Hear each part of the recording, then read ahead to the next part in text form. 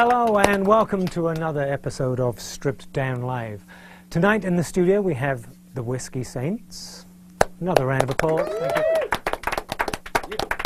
They've actually been described musically as kind of alt country, country, rock, Americana, without any description whatsoever, and that's just by the band themselves. So I discovered today. So please welcome to the studio the Whiskey Saints.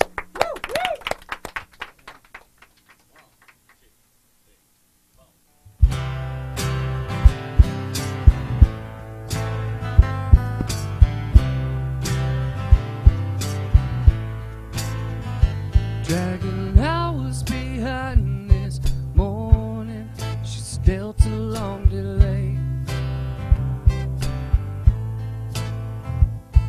San Francisco is departing, but we're heading to LA. And she's the last person that I need to meet, but we're stuck here this way.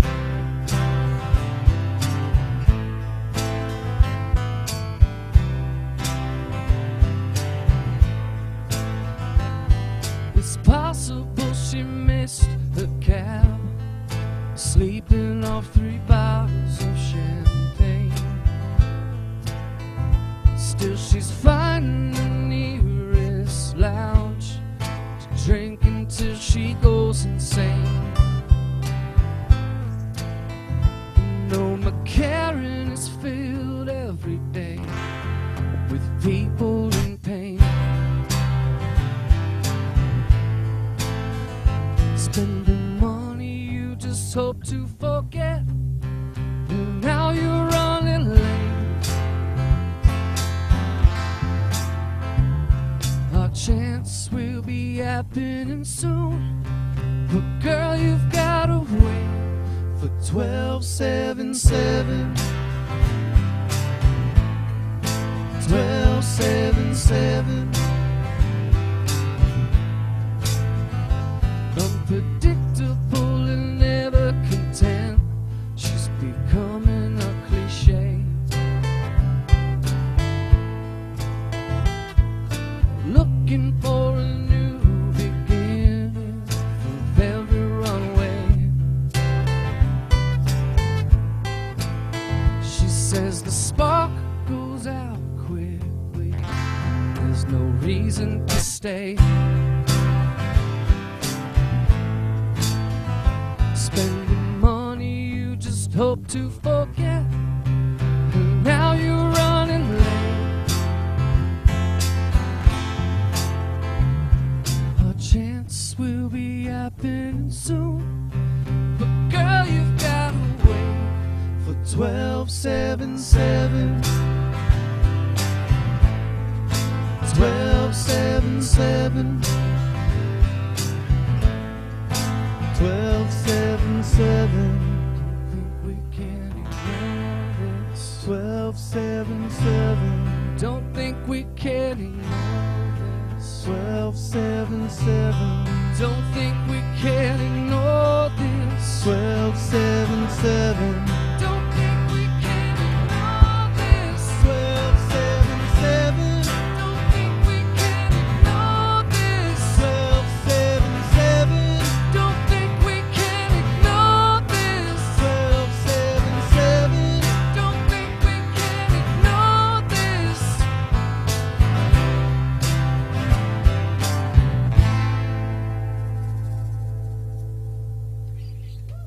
Thank you.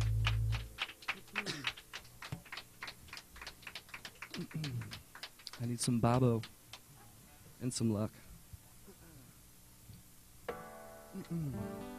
Hello out there in internet land.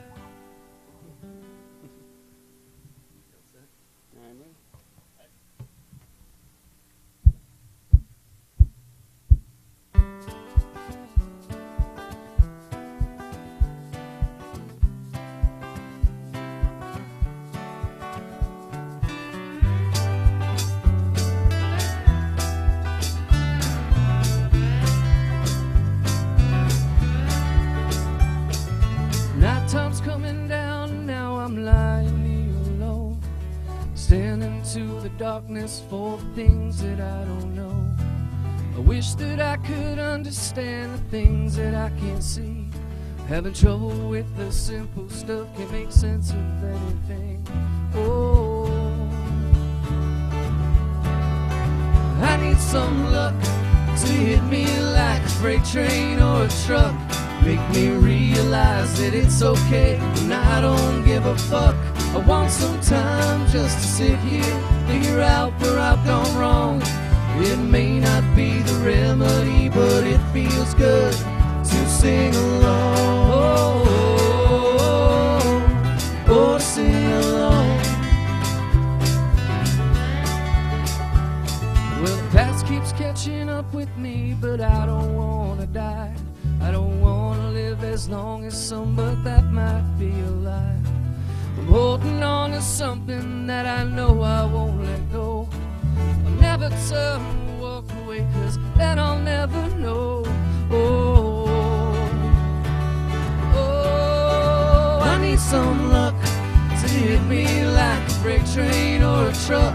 Make me realize that it's okay and I don't give a fuck. I want some time just to sit here, figure out where I've gone wrong. It may not be the remedy, but it feels good to sing along. Oh, oh, oh, oh, to sing along. Oh, to sing along. To sing along. Oh, oh, oh, oh, to sing along. Oh, to sing along.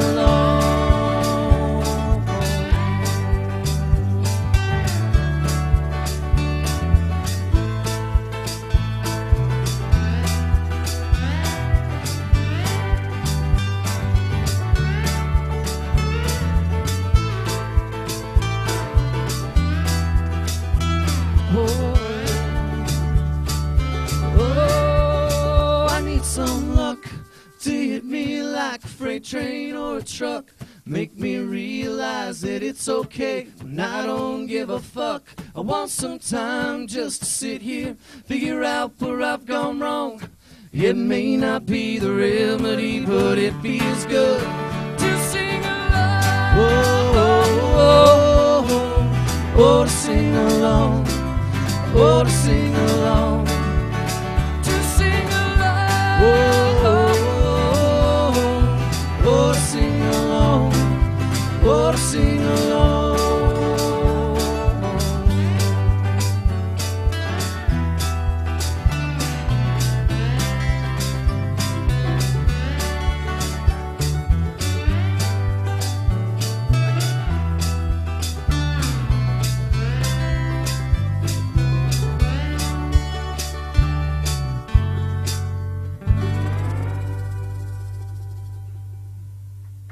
Thank you. That was Bobo Burns on mandolin. Bobo. Hope you guys are sending in questions out there. I can't wait to hear them.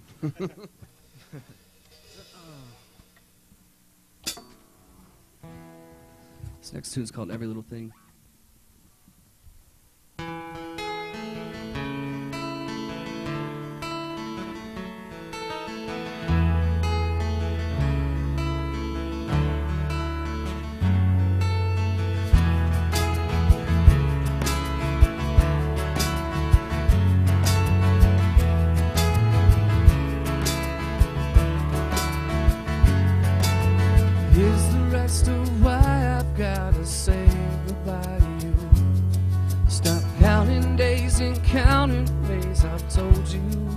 An echo that's come bouncing back in the empty city night. A half illuminated face that's waving, fading out of sight. And you meant every little thing. That's true. You meant every little thing.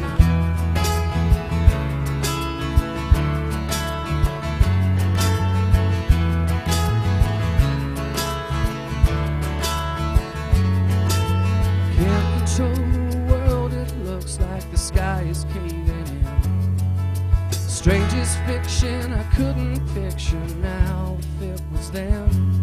I think I'd make the same decision, hard as it would be. town and just remember that you'll remember me. And you meant every little thing. That's true. You meant every little thing.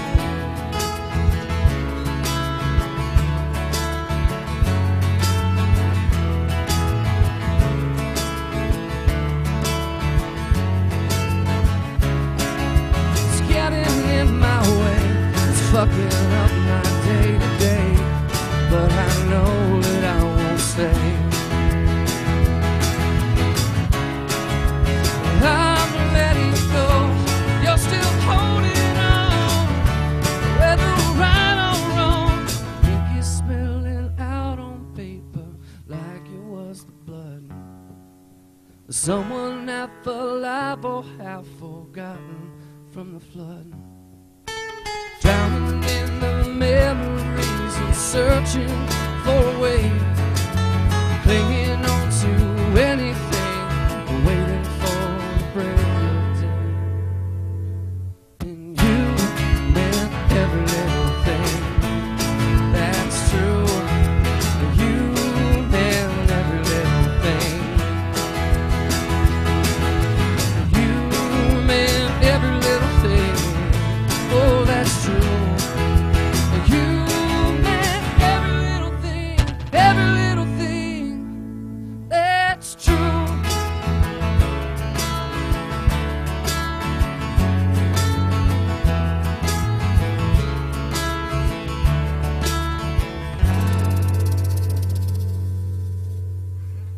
Thank you. I was kind of being like semi-facetious at the beginning, describing the different sort of the way different people have. It sounded like I was saying the way different people have described your band, but actually it was all different ways you'd describe the band. And I was wondering, you know, whether. I mean, it's not really a burden because when you're a musician, you know, if you're anything like me, it's you don't really want to describe what you do. It's always a hard thing. Yeah, but it was interesting to see, and I was watching the little 23-minute movie you made, Under Los Angeles, and it was sort of went from you were like country, you were rock, you were like. We're nothing. We're a different mix of different things. And so the fact that you can describe it yourself, and I find it interesting because listening to your music, it doesn't really fit into a genre, I don't think, which is what I found most interesting. Because if I listened to it, if I imagined it with sort of heavier guitars, I'd be listening to Green Day. I mean, melodically, I mean. And so, I mean, how do you decide, you know, exactly how, or is it just natural for you, how you actually, you know, play a song, or when you're writing and how you record it? Because I guess it's down to recording how you perform live, because you could perform these songs in so many different ways. I think it's been our producer, the people that we've worked with, and just, I guess, all of our different ideas gel together into... But your producer, Jim Deneen, Jim right? Deneen, yeah. Right, and... but he must have come to see you play live first. Didn't it start live? Yeah. I think, you know, we bring a lot of songs to the band. Dave and Dave both write most of the songs, and we're open to playing anything if we think it sounds good, whether it, you know, sounds like a Whiskey Town song or whether it sounds like a, you know, a more rockin' tune. Like, you know, we're open to playing it as long as it's a good song, which luckily these two write really good songs. No, I mean, melodically, they're all great. I mean, if I go through the history, you met this Dave and that Dave, you met, which was an interesting start. If we go through that through Craigslist, right? Yeah. So it was who had the advert, or did both of you have the advert? I think he'd been looking for people, but he found my ad. I'd been out in L.A. for 2 years from the East Coast, from Maryland. Right. And I was ready to hang it up because I wasn't meeting anybody, and I was spinning my wheels, and he found my ad. It was pretty desperately worded, and he was the right guy at the right time. It was fortunate. Now, going for the fact you're from Maryland, like this small town in Maryland, which the name I forgot. Westminster. Westminster. Yeah. Oh, I should have remembered Westminster. I don't think I actually said Westminster. That one I would have remembered. Outside Baltimore is what I usually say. And outside Philly was you, right? That was Wilmington. Wilmington, Delaware, yes. Yes, Delaware. Okay. See, I remember some things, but I didn't know. But none of you. You're Californian, right? I'm a Californian. Californian. And I'm outside of Philly, but the other direction. Right. So then you all come, which was we'll get to the first album in a bit, but let's go through how you met. So you met through the Craigslist ad. Mm-hmm. You went to Dave's house, and as soon as you said crack open a beer, you thought you found a partner. we also found that we like drew on the same influences, like a lot of in indie rock. I don't even know how to what that is anymore these days, but Built to Spill comes to mind, and Modest Mouse. And then like bigger bands, Wilco and Ryan Adams. Right. I think that sort of planted the seed for how we sounded. You actually bought the same album the same day, hadn't you, when you met? Mm-hmm. But that's such an interesting, eclectic mix of people, if you think about it.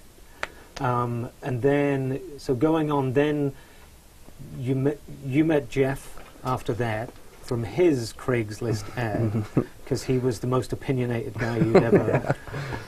The most opinionated ad you could find at the time, it would appear. You know. So then you met Jeff. So how did Rob? You had a different bass player to start with. Who played with also you. Courtesy of Craigslist, but right. he finished law school, right? And we kind of just had to say, hey, you got to do your thing. You're not going to have time to practice if you're a lawyer. So we met Rob through a mutual friend that we'd played shows around L.A. with, and. He moved out here to be in a band called The Squares, and they decided they didn't need a bass player. So. Yeah, my buddy who I went to high school with said, hey, you should come out and play bass in my band. And I was like, great. And I was living in Arizona at the time, and I moved out. I was ready to go. I learned all their songs, and he said, oh, you know what? I talked to the rest of the guys. They don't want a bass player. I was like, you bastards. So, but he doesn't need a bass player. Right. That's what I thought. But they hooked me up with him, and... it worked out for the best, because they broke up a little while later, and 4 years later I'm still playing with these guys. So now the first album was called West that you did, but that was like, I mean, it took you a few years before you even got to making that album. You've been playing live for quite a while. At least 2 or 3 years, I think. So the stuff was well worn. I think that's why we finished that album more quickly than this. Now, how did you meet Jim Deneen, who did the first album with you? I mean, I know obviously you've just recorded another album. We had a friend. They met at a sports bar, and our friend Ryan, and he said to Jim, "Oh, you should come and see this band." And people say that to you all the time, and Jim, kind of thought, "Oh yeah, he's full of shit." But he ended up coming out. He saw us at Cantor's Kibitz Room in Fairfax, which isn't the greatest sound, but I think he was immediately drawn to us and really like. But you do, got and the it's ball. interesting some of the venues you play around Los Angeles, and looking into the different places you played. And the Kibitz Room was one. I think you and Dave, other Dave, played on your own there initially, acoustically, before you even formed the band.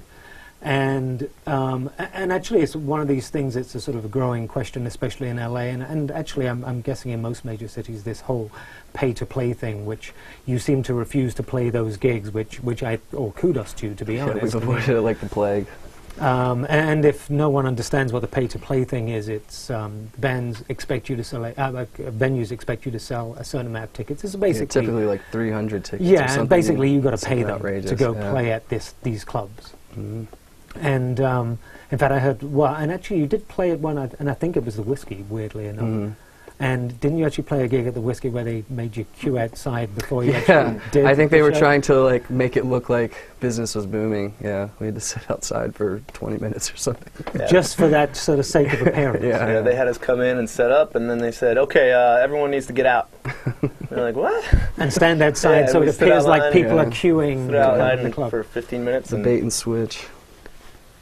It was a fun experience, though, playing those kind of rooms like the Viper and the Whiskey. Just they just have the history and that kind of thing. But you get a better reaction from different places. The interesting thing for me, because I mean, I've been to a lot of different venues, and I mean, we're talking specifically LA here, obviously, but there are much smaller rooms that actually have a much better vibe than any of those places, even though they have a history, but that history doesn't exist anymore. It's not the same freedom that was with those venues when they first started. The fact that they're making bands effectively pay to play there. Yeah, it's unfortunate that it's going down that road, but new places pop up and new history is made, and I mean, that's why I you think move there on is with it. all these, like in Silver Lake and different places where there are the kind of cooler venues that actually people want to go to. Right. And the whole thing I think they don't understand is that even, you know, people who want to come see you play actually don't want to go to those places. Right. Because they know. Yeah. Because they're aware It's of the the whole fact they're ordeal. making you pay to go, you know, you're having to pay to get them in there. But the first album, West, and it was interesting purely, you know, the title of it, because this whole, like, kind of, to me, was like the gold rush thing coming out West, and the fact that all of you have kind of, well, by you, who was already in the West, have come out West to kind of, you know, try and find something you maybe couldn't find at home. Was that the sort of premise behind it? Yeah, I think that was kind of in the back of our minds, definitely. It was just like a new beginning, I guess. Opportunity. Yeah, yeah. Opportunity, because we can't do the same things that we do back home Right. here. So. But is there that constant struggle? I mean, like even the track Under LA, which is the whole thing about there being such a huge gap between the rich and poor and the successful and not so successful. Or do you actually approach it with this is the biggest mountain we could possibly climb, and if we climb this one, we know we've actually got there? As opposed to making it in a sort of being a small fish, a big fish in a small pond to a small fish in a big pond. That was my personal motivation for coming out here, was to be a small fish in a big pond and to see what I could do. So far, it's paying off. It's been good. Working with these guys has made it worthwhile. No, I was also something I think you said actually, which was the interesting thing going through years, because it's a slow process, and the fact that you were saying it's interesting the transition when you started, when it was just your friends coming to see a show, and then actually going from that, so that there must have been a time there were suddenly fans, effectively, people you didn't know. When you remember the face but don't remember the name. Yeah, people you don't know that come Yeah. to a show. And do you feel like, okay, step in the right direction? Absolutely. You suddenly Yeah. feel like, okay, we're now going outside our circle of friends. Yeah, I mean, when you pull people in from the street, who come into a bar and stick around for, you know, more than one song, that's great. And they start mixing in with your friends, and you're making more friends, and those are all great steps. I think we're looking forward to doing that more. Well, hopefully. I mean, and you've finished the new album, 24 Hours, or you're just in the process? It's of really finishing? close. It's so close. We need to master it and Right. hope to release it mid-February. I've now been privileged enough to hear a few tracks, so I think Yeah. it's sounding great. Thank you. Thank you so much. Yeah, we're really excited about it. We have Joe McGrath, who worked on Ryan Adams' Love Is Hell, mixing it.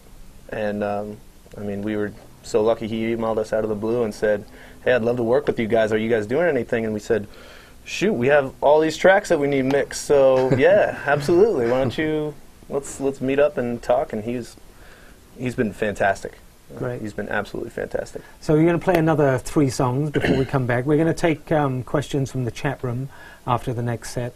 So if you go to Strip Down Live, well, you're probably already on stripdownlive.com. It is my guess if you're in a chat room. But you can also send them in on Twitter. We're at Strip Live. You can do that also, and we'll take questions for the guys afterwards. So you're going to play more tracks. Some of these obviously are from West. Most of them are actually new tracks from the new album, 24 Hours. So we're going to hear 3 more songs. I'll come back in and we'll talk some more. Cool. So All right. welcome back, the Whiskey Saints.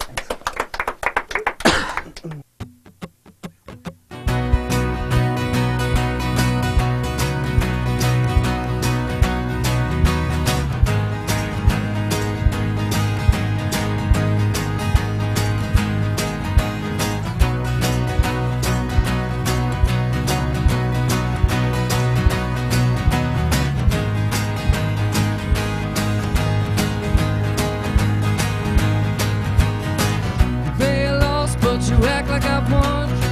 Fed me in dirt when I was young. My heart is yearning. My heart is yearning.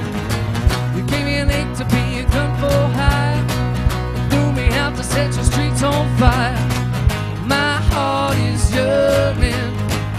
My heart is yearning. You should cry and cry and cry for all your crimes. 'Cause I died before my time.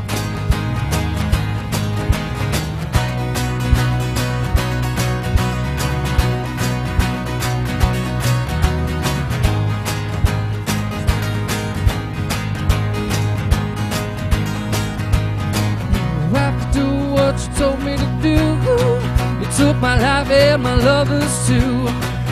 My body's burning, my body's burning. You raised me up as high society, but now I'm falling so low, God can't even help me. My blood is burning, my body's burning. You should cry and cry and cry for all your crimes. 'Cause I died before my time.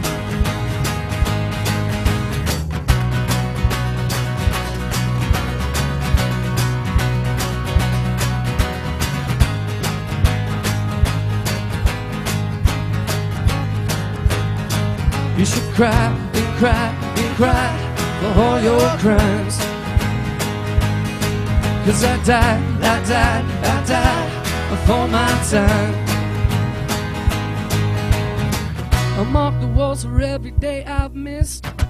Now that I accept there's no cure for this, my heart is yearning, my heart is yearning, my heart is yearning, my heart is yearning.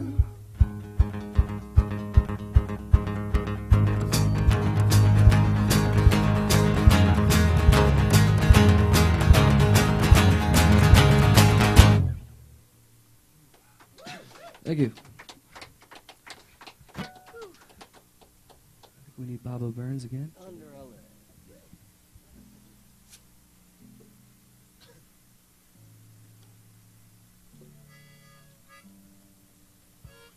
Trying to take you on a roller coaster ride, upbeat song, slow song. Turn up your computer speakers and dance along.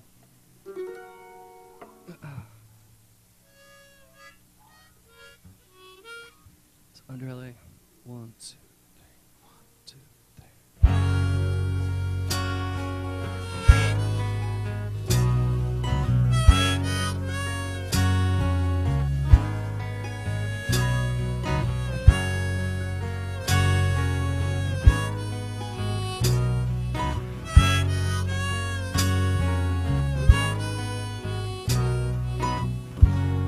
I still think I'm due for my dark-haired girl of the avenues. Do they still think of me, stranded on their 12th floor balconies? And it's news when these old fears arise. In my blues, they turn to look away. Now walls are collapsing and time is elapsing. I'm stuck in the same strange place under LA,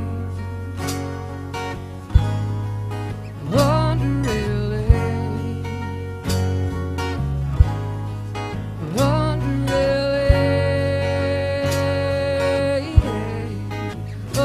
LA.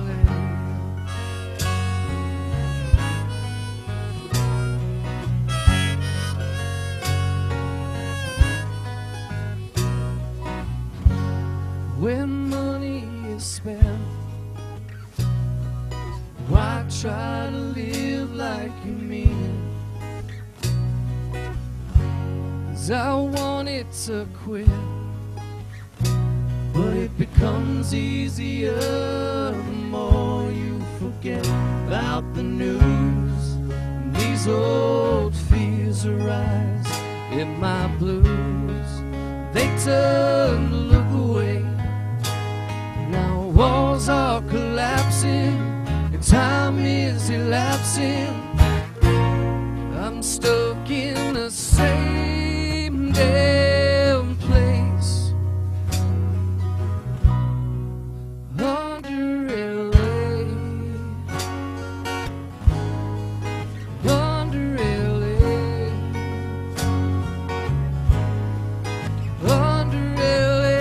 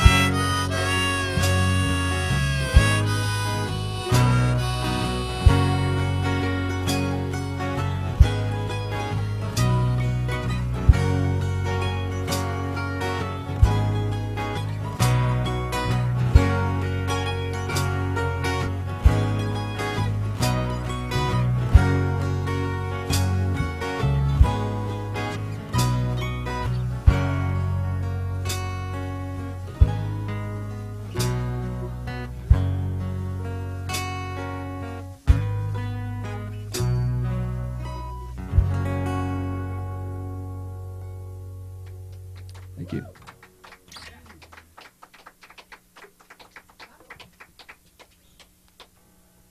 I was gonna stick around for one more. Don't even sit down, man. Your work is not finished.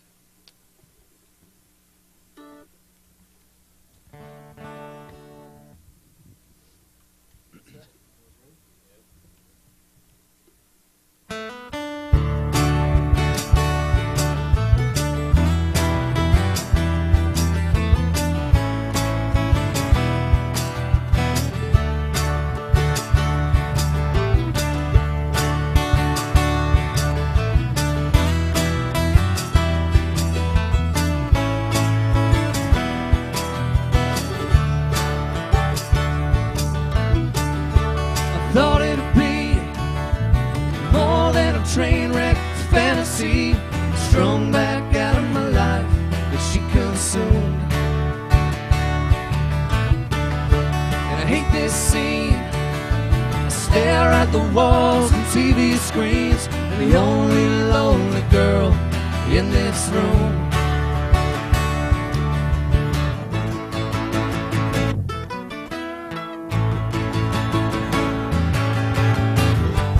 I'll make time, 'cause we both know without this we don't stand a chance. And even though I'll break her heart, there's something sweet in sad romance.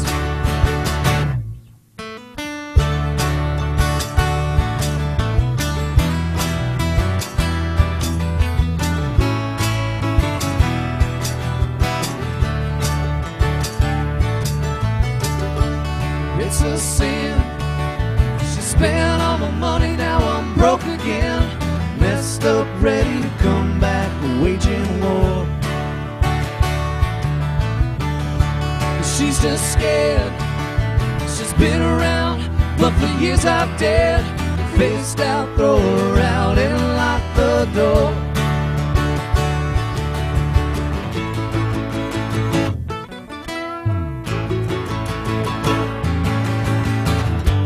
I'll make time, 'cause we both know without this we don't stand a chance. And even though I'll break her heart, there's something sweet in sad romance.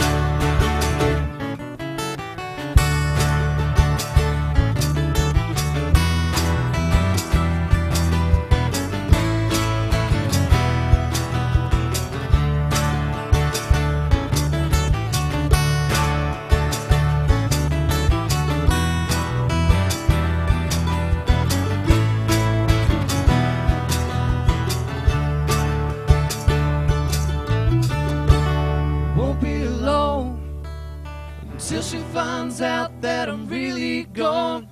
What she was waiting for, she had with me.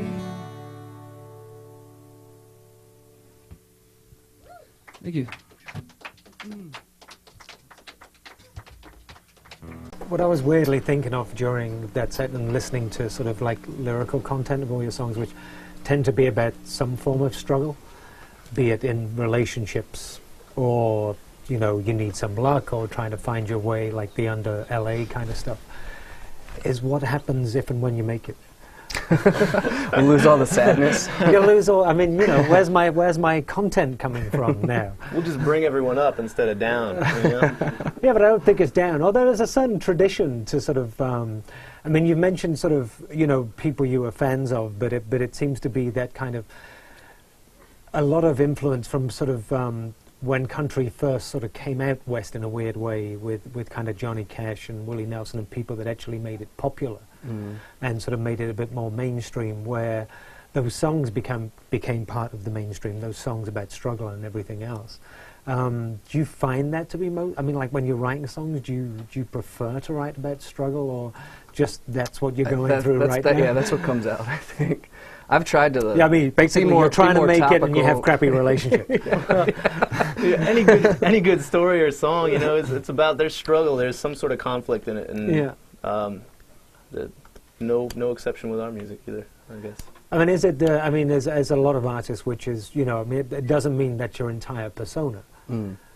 Just that's how you use songwriting. I mean, is it normally about, like, if you're going through a relationship problems or, God, shit, I wish we had more money right now and could do this, then you want to write a song about it. Yeah, Exactly. that's usually what fuels it. Right. So it's just kind of that's what bubbles it up and it pops out as a song. Because I mean, easy it's interesting because you know, obviously, and it'd be interesting to hear how you think like the music industry is going and the way things are in the, you know, sort of industry as such. Not that there really is one, but I am sort of listening to, you know, music on one hand now, but now I'm interested in the personalities, and I think it's actually a wonderful thing because you get to know the personalities more, and it gives you a bigger picture as far as, you know, when you listen to the songs. And I'm watching your YouTube channel. And seeing all the different videos, and some of it's pretty damn amusing, I've got to say. You know, the NoHo All-Star Cafe, which of course you did the guided tour to. I know. I hope you're not offended by my accent. It's a the terrible English accent with the that I have. pipe. It's terrible.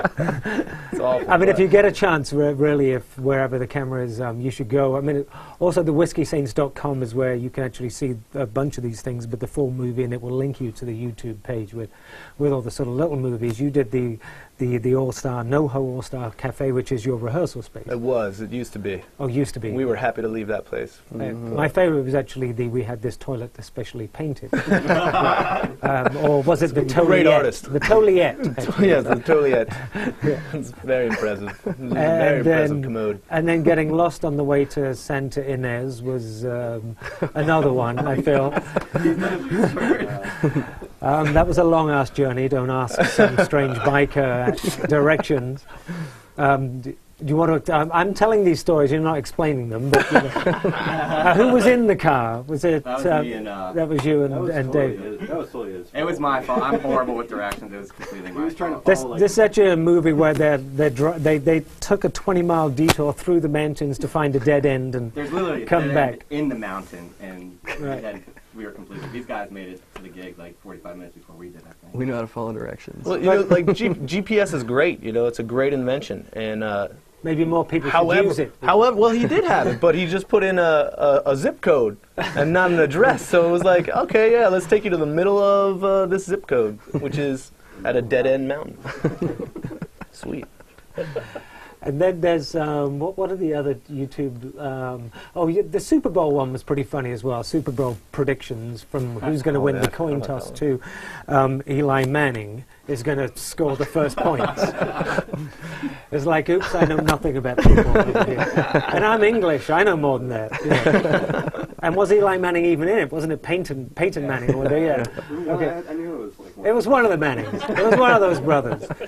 But I mean, to be honest, I mean, and also something are you thinking about as you go ahead, because you're finishing this album, and for me, I think it's sort of kind of important that people get to know the personalities behind them, because the music, you understand the sort of depth of music and the emotion behind music once you understand the personalities more.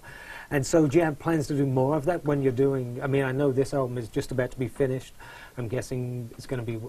Probably not released till beginning of next year now, I would think. Yeah, we're looking at probably February, but are there plans to do more videos? Well, just Curt, more you know sort it, of... buddy. We got videos. Jeff is kind of a video mastermind. We talked about doing a David Lynch David style Lynch on the video back burner, for a little yeah. while. That's going to be... It's all in good fun. I mean, and we have fun doing it. It's just, and I guess people seem to enjoy it. So we'll just It's a way to continue keep in touch with our Well, friends. no, and but fans. again, it gives people a different layer than just listening to a song. That, you know, these are the people behind the song, and I find that a lot of the time the most interesting thing about the way the industry is changing is that you actually are going to get to know people as opposed to just a facade, which is the way a record company would deal with it. Is this is how we need to position you and how you should appear to the public, whereas now you can just be yourselves. I mean, do you embrace that? I mean, I know that it's confusing. I mean, you know, difficult because there are no rules anymore. Right. I think it's a double-edged sword because anybody can find you, but they may not find you because there's so much out there. Yeah. Well, you just got to make the most interesting movies. That's the whole point. True. You know.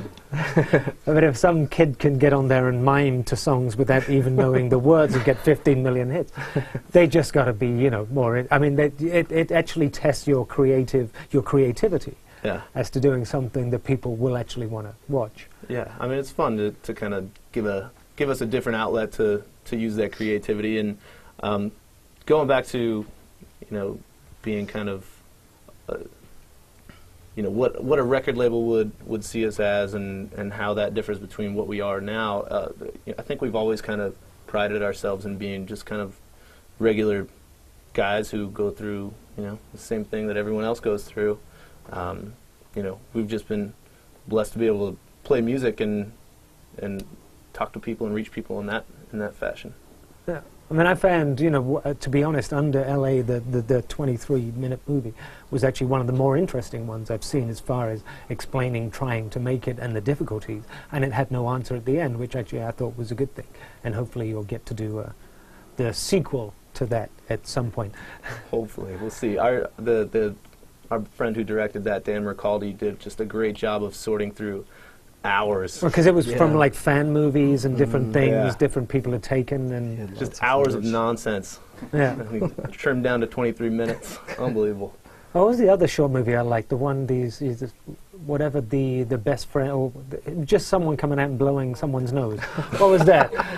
Explain that. That was outside of what was it called? It had a good title. Oh, man. Yeah. Mostly those videos revolve around me, just because I'm always the sucker who doesn't mind being made fun of. So, yeah, that was our buddy Omar, who directed our With the Lights On video, which you can also see on our YouTube channel and on our website. And what's with all the cuts on the face in the With the Lights On video? I mean, I know there was a vampire in the last shot, but... Didn't you see those broads tearing? I saw the broads, yeah, but I didn't see them destroying you or slicing your face, particularly. But, that was from previous incidents. right. I mean, that was actually another great, I mean, a really good video, an interesting video made probably on a shoestring, I'm guessing. Oh yeah, we called it a lot of favors. Yeah. There's a lot of favors. Yeah. So I think people should go look at the YouTube channel and you'll discover more. So let's take some questions, but someone would have to move that microphone out of the way. Lisa Elliott on Facebook asks, as David Sparrow and I are from the same area, I really wanted to ask him a question. Coming from a relatively small town, what was it like moving to a city like LA to pursue your music career?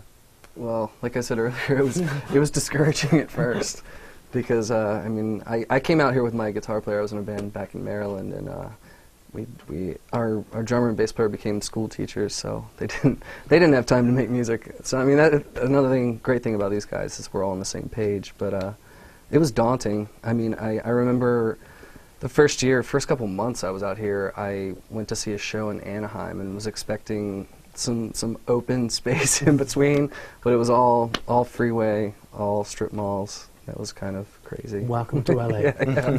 I really didn't grasp like how large and how sprawling Los Angeles is. It is. I mean, it is daunting. And weirdly enough, I mean, I moved here from New York and England before that, but after New York even, it's kind of, because New York is a huge city, but it's very compact. Mm. And here, everything is just takes you forever to get Pockets of anywhere. neighborhoods. Yeah. Yeah. And you don't really get outside of them. Dr. Evil. Well, good name. Dr. Evil. He's like this big and bald and has a little friend. In the chat room asks, was there a specific inspiration for I Need Some Luck? Apart from the fact that luck rhymed with fuck. A specific inspiration? I would say no. I mean, literally, I had the chords, and I was sitting there one night, like literally, like lying there in the dark, and that was just what popped out on the page. It's like, it's so pitiful. That's how it started out. But then, I mean, it went from there. I need some. Did you get to the bit going? Can I really say, you know? And actually, on the recording, you don't. I don't think. Oh no, yeah. On the one I had, we kept it clean. I listened, yeah. Yeah. Because I think that was up on the It wasn't one you sent me. It was from the other. Anyway, Lucy99 in the chat room asks, what's your view on people trying to fit you into a genre style? Any of the genre's styles close to what you consider yourselves? That's a tough one. I mean, as you said in the first interview, you know, we had a hard time kind of describing ourselves, and I think right now we're going with rock and roll, just pretty much straightforward rock and roll. Jeff won. Especially, yeah, Jeff Jeff wins. won He's the winner. descriptive contest. As far as other people trying to fit us into genres, I mean, I can think of one particular review that just really slammed us for calling ourselves alt country, but I mean, I don't know, we grew up with an alt country kind of. But isn't that like other people's jobs? I mean, it's Sure, weirdly yeah. enough, it's, you know, when you're making music, don't you just don't think about it, sure. Yeah, no, we don't. I mean, we don't sit down and say, "All right, we're going to write us an alt country song today." Yeah, I think we started calling ourselves alt country because that's what we were being informed by. when Right, we other people were writing. telling Yeah, you that yeah, you were alt country. Yeah. And like I say, I mean, I think, you know, a lot of that is just even in the fact that you're playing it live in a certain instrumentation, and it put different instrumentation to it, something else completely. Sure. You know, I mean, it's just melodic songwriting. You know, unfortunately, there's not a genre called melodic songwriting. Let's start We with could that just night. call it Yeah. that from now on. Okay. Bitty Bite, yes, hello. In the chat room asks, how much collaboration goes into putting a song together, and where is your favorite place to write? Should we each answer this one? Um, The collaboration, I think Dave and Dave. I write the majority of the songs, but the fleshing out of the song happens with the band, which is cool. It's democratic, and it shapes the song. I just write a song and I hear myself playing it on an acoustic Right. guitar, and I don't. He's great about instrumentation and arrangement and stuff like that. So, I mean, do you actually, do you have another rehearsal space apart from the NoHo All-Star Cafe, or you write it like your apartments and then go rehearse? Typically, yeah. Yeah, typically written at an apartment, and then we have a new practice space downtown, Right. and we do all the fleshing out there, like you said, and it's kind of nice because, you know, someone will bring a new song, and you know, Jeff and I don't write as much, but we still have a lot of creative input into, you know, how the song is going to sound. I mean, also as a sort of a working live band, does some of it come when you get a reaction from the audience? I mean, when you actually go play it live, does it change from then on? I mean, if you, I mean, I'm presuming these songs you play live before you even record them. Oh, Oh, yeah. yeah. Oh, These yeah. are well tested. So do you gauge what's coming back and you feel pieces are missing? I mean, does that shape in any way the way you play it, or is it pretty much formed in your head before you get there?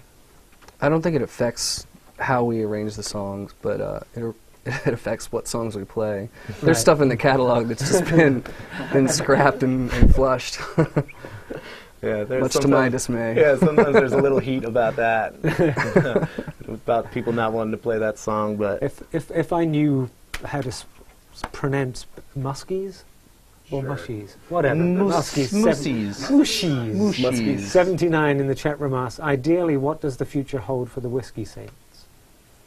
My personal goal is to tour. I'd love to just do a U.S. tour, or even branch out to Phoenix and San Francisco more immediately. You need to take Patty Primetime on the road. Yeah, Patty Primetime. Do you still have Patty No. Primetime, or did she die? That was a loner. Yeah. One and done. By the way, that was their touring band at some point. That died on them. 3 days. we went on 3 days, we you went had on that for one 3 days? 3-day tour and had Patty Primetime just break our hearts left and right. Before the first show. Just left and right. About 8 hours into it. That was it, gone. So you hope to tour with some functioning piece of machinery that would actually last you through the whole thing. Okay, we should get on to the last couple of songs, and actually I'll say my goodbyes. I'm going to come back at the end. So thanks to the Whiskey Saints, Thank you. to Dave, Jeff, Rob, for being here. We're actually gone for a couple of weeks, by the way. We're not here next week or the week after. We're back December the 1st, correct? December the 1st with Fits and the Tantrums, which should be a good show also. So a special thanks, of course, to the crew who are here. As I mentioned last week, if they got paid less, they'd be paying me. A very happy birthday to Rune, whose 30th it is today. Yeah. I'm sure the Whiskey Saints would like to thank Bobo for sitting in with them. Absolutely. Thank you. Thank you so much, Bobo. On that little, like, smaller guitar-y thing with, like, multi-strings. Mandolin, I believe it's called. So thanks to the Whiskey Saints. They're going to play us out with a couple more songs. We'll see you in 1, 2, 3 weeks. Thanks very much for watching. If you want to see any other episodes, stripdownlive.com.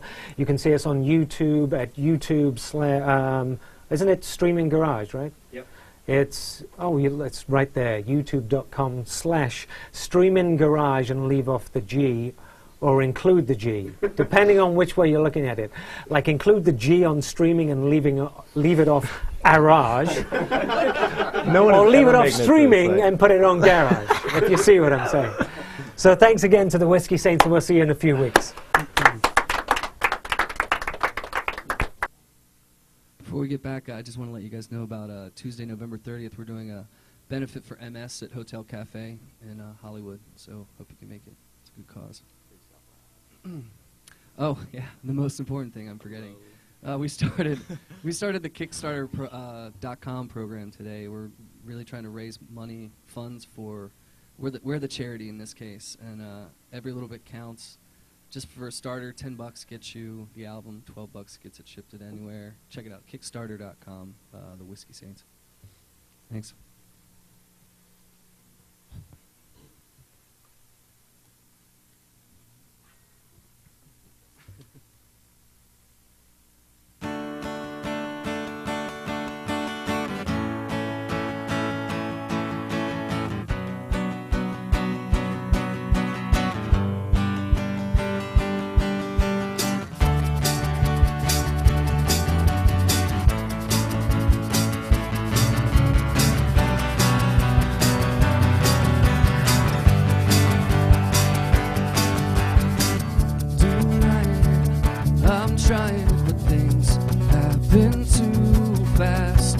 I'm taking it and breaking it, 'cause good things don't last.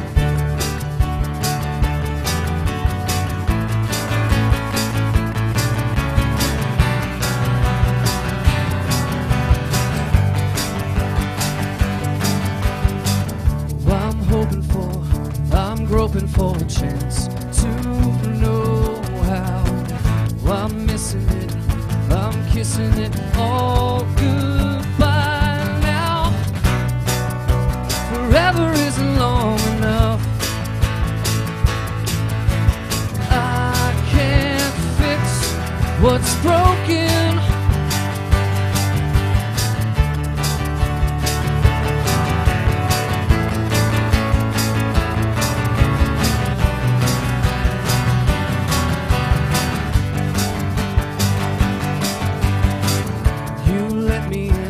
Time and time again, you wouldn't let go. You only wanted me to be exactly what you wanted me to be. You're always in my heart. No more yesterdays. That's how it has to stay. You're always in my heart. Even if you're gone, I have to carry on. Forever taunting me, it kept haunting me, but you should know that we broke apart, accusing me of tearing out your heart. Forever isn't long enough.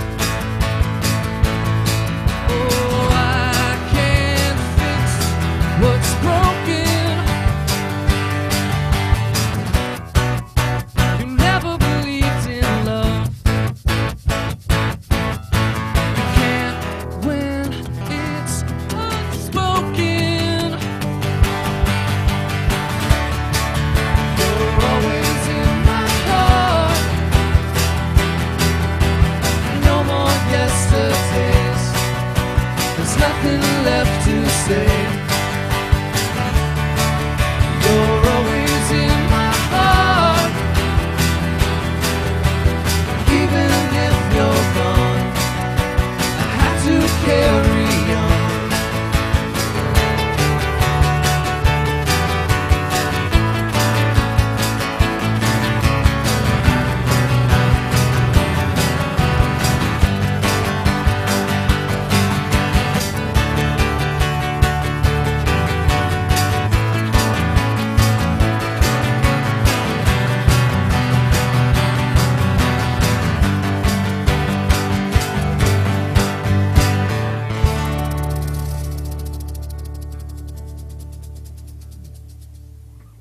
Thank you.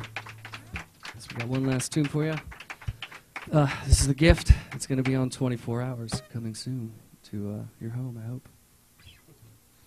Hey, 1, 2, 3, 4.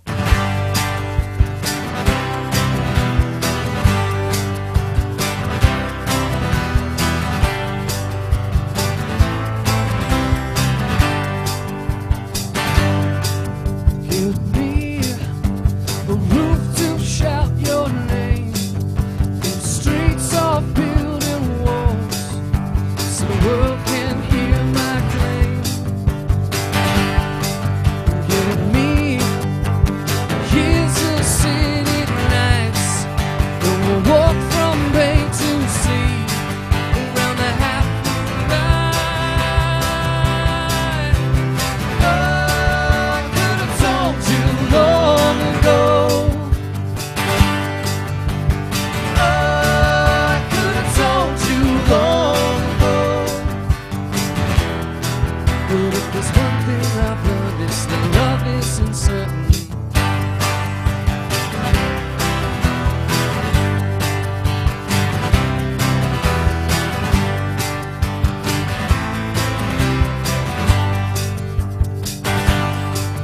Give me a rule to follow by, a path that I can choose, a second chance to try.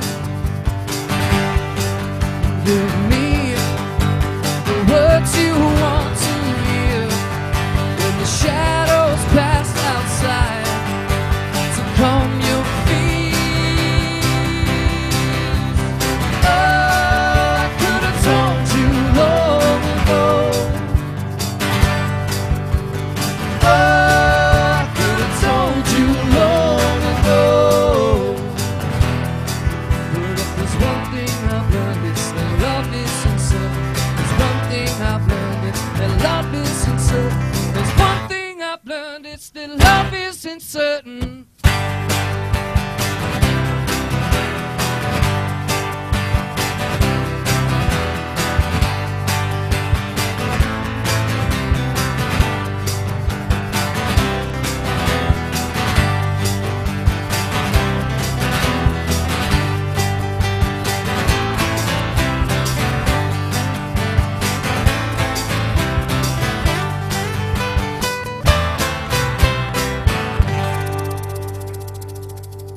Thanks. Thanks for tuning in.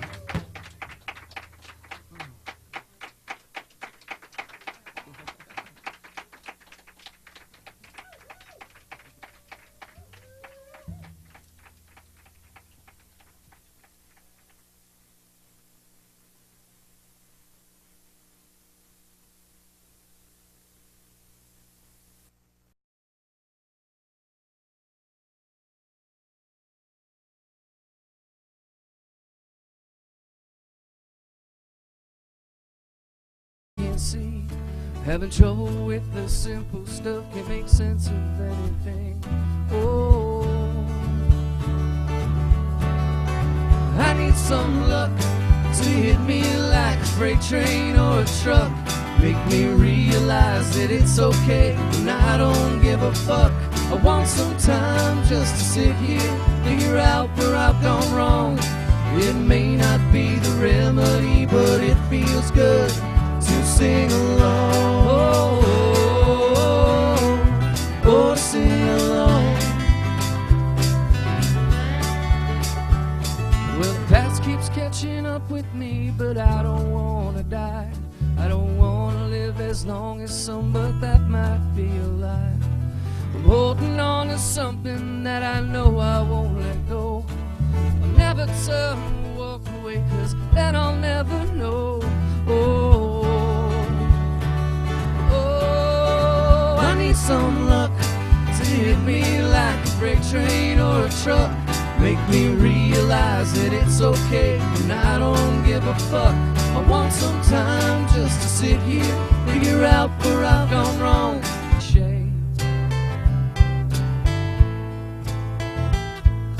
Looking for a new beginning from every runaway.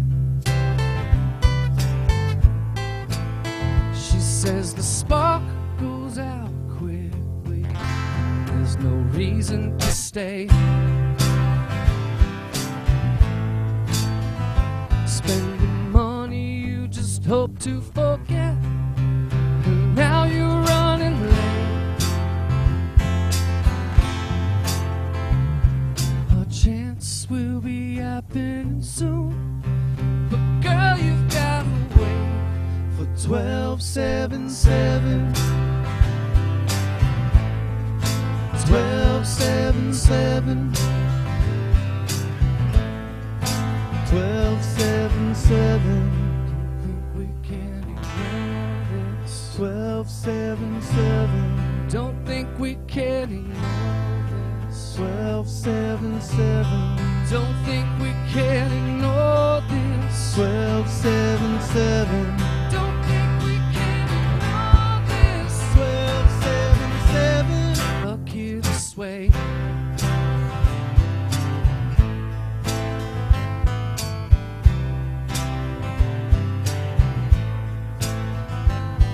It's possible she missed the cab, sleeping off 3 bottles of champagne.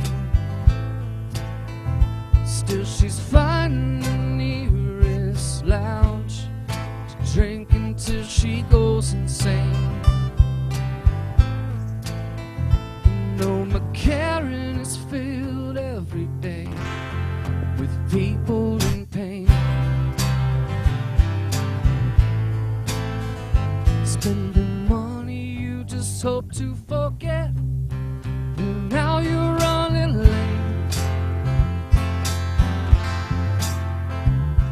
Our chance will be happening soon, but girl, you've gotta wait for 1277. 1277. Unpredictable and never content, she's becoming a cliche.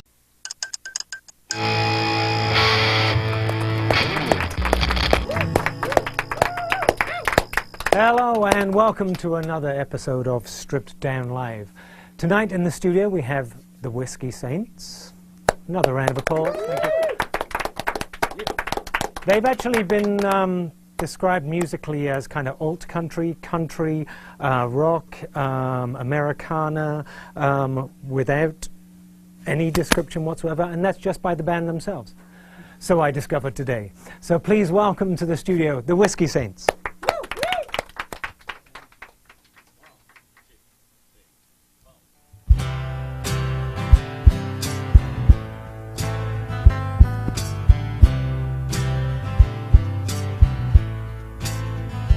Dragging hours behind this morning, she's dealt a long delay.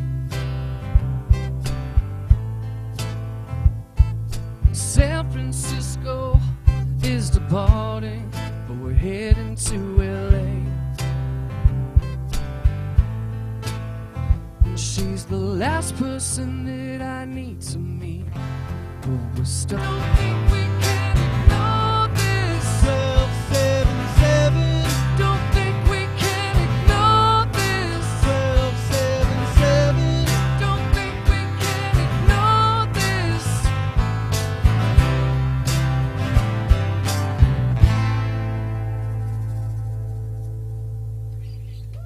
Thank you.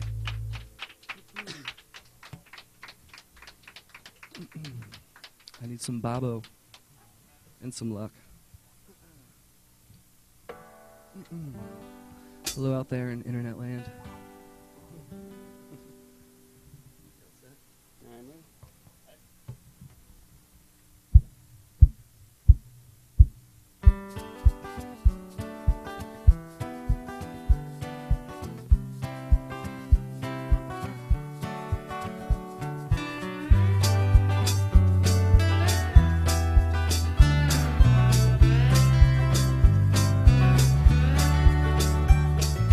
Nighttime's coming down and now I'm lying here alone, standing to the darkness for things that I don't know. I wish that I could understand the things that I can't.